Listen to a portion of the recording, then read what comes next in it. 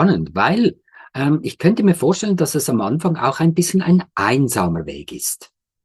Viele Vielleicht. junge Menschen, also ich erlebe viele junge Menschen, auch Teenager, die Mhm. sich nicht mehr mit herkömmlichen Rollenbildern zufrieden geben können. Sie sagen, ich mag mich nicht in ein System drängen und sagen, hey, ich bin jetzt männlich oder weiblich. Ich möchte mich eher als spirituelles Wesen sehen. Mhm.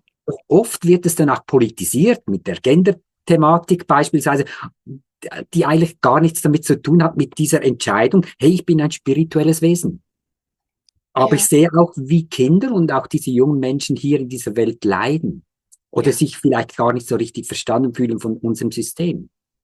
ja. Was würdest du denn einem Kind sagen, wenn es zu dir kommt oder ein Teenager sagt, hey, Lia, irgendwie ich weiß, dass ich mehr bin als Junge oder Mädchen. Ich bin ein spirituelles Wesen. Aber wie kann ich das gut in mein Menschsein integrieren? Das ist ja eigentlich das, was du auch vorlebst, oder? Aber was würdest du einem Menschen sagen? Das, oder, Zual ja. Zuallererst ist es wichtig, dass die Person, der Mensch versteht, was was eigentlich los ist mit ihm. Und hier zum Beispiel, was ich beobachte, dass zum Beispiel die Jugendlichen in diesem System zerbrechen. Zum Beispiel sagen, ich kann nicht arbeiten, ich kann es einfach nicht, ich passe hier nicht rein. Diese Leute wissen nicht, dass sie zum Beispiel Hybride sind oder dass sie Bewusstsein von anderen Inkarnationen haben. Hier ist das Bewusstsein von anderen Inkarnationen aktiv, aber keiner sagt ihnen, was los ist.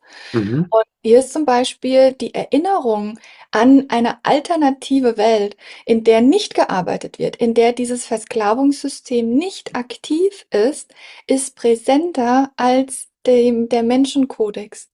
Und das ist das, was ich sehe, dass Seelen hier sind und erkennen, ich kann in diesem System nicht existieren, ich kann nicht arbeiten, ich kann mich nicht versklaven lassen, das ist alles falsch oder ich fühle mich falsch als das, was ich bin, weil die Erinnerung an das, was sie sonst sind, so stark ist.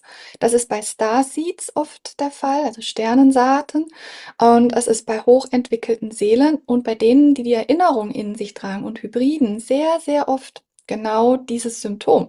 Und die Leute müssen noch nicht mal spirituell sein, um dieses Bewusstsein zu haben. Aber nachdem es nicht gelehrt wird, was was da los ist, können sie es nicht wissen und glauben, sie sind falsch. Aber sie sind richtig, weil sie haben die Informationen von alternativen Welten in sich. Und das sind diejenigen, die die neue Welt bauen, weil sie wissen, dass die alte Welt nicht korrekt ist. Das sind Seelen, die mit einem riesigen Kodex und Erinnerungen von anderen Zivilisationen und anderen Inkarnationen hier rein inkarniert sind, um die Veränderung zu bringen. Ich kann diesen Seelen nicht raten, weil sie in der Regel diese Seelen in allererster Linie nicht hier sind und mir zuhören in dem Interview. Aber was wir tun können, ist, wir können ihnen helfen, sie zu supporten, zu sein, wer sie sind. Und nicht zu sagen, du bist falsch oder zu zwängen, in dem System drin zu sein, existieren zu müssen und arbeiten zu müssen, obwohl alles in ihnen sich dagegen wehrt, weil in dem Moment würden sie krank werden. Es würden Symptomatiken und Problematiken auftauchen, psychischer, emotionaler, körperlicher, energetischer Natur, weil sie gegen das gehen, was sie eigentlich sind.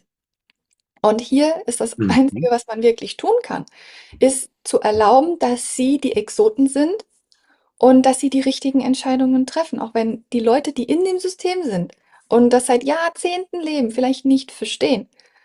Aber sie zu öffnen und zu sagen, hey, okay, so wie du bist, bist du richtig. Und du bist schon auf deinem richtigen Weg. Vielleicht ist es nicht mein richtiger Weg, aber es ist dein richtiger Weg am Ende.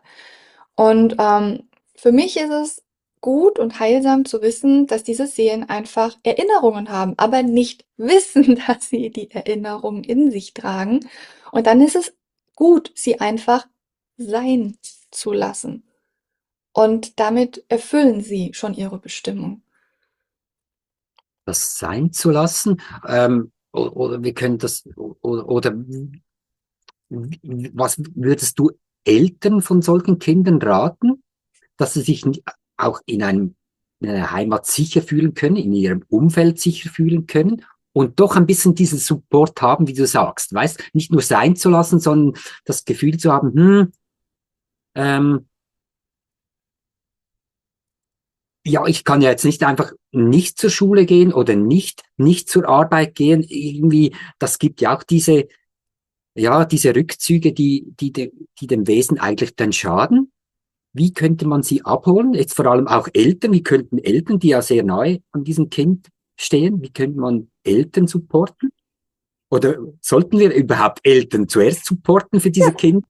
Ja, letzten Endes, weil die Kinder brauchen die Eltern, damit sie sein können, wer sie sind. Mhm. Und es liegt letzten Endes in der Verantwortung der Eltern, die richtigen Fragen lernen zu stellen und das Kind nicht unter sich zu stellen und zu sagen, ich weiß mehr als du, sondern lernen, das Kind auch wieder zu fragen, wie siehst du denn die Welt, wenn du sie anders siehst?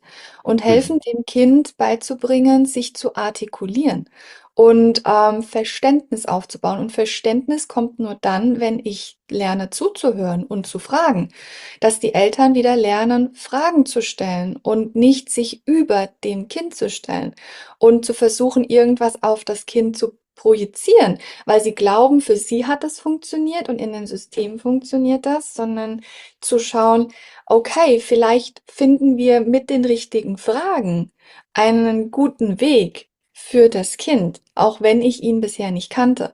Die nächste Aufgabe der Eltern ist also, nach Alternativen zu suchen, und die finde ich aber nur dann heraus, wenn ich mit dem Kind spreche. Natürlich hat das Kind nicht das Wissen über das System und was getan wird und was nicht getan wird. Kinder haben ihre ganz eigene Art und Weise, sich auszudrücken und ihre eigene Art und Weise auszudrücken, was sie sehen und was sie fühlen.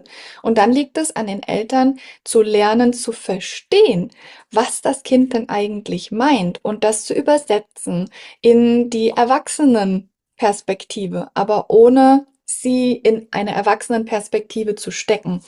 Und Mhm. dadurch entsteht ein kreativer Prozess, in dem Eltern und Kinder gemeinsam neue Alternativen finden und neue Wege gehen. Und neue Wege sind vielleicht am Anfang erstmal schwieriger zu gehen, aber sie gehen und irgendwann werden aus kleinen Wegen Straßen. Und vielleicht ist ja genau diese Kinder-Eltern-Kombi einzigartig und ebnet den Weg für Tausende von anderen, die ihm nachgehen.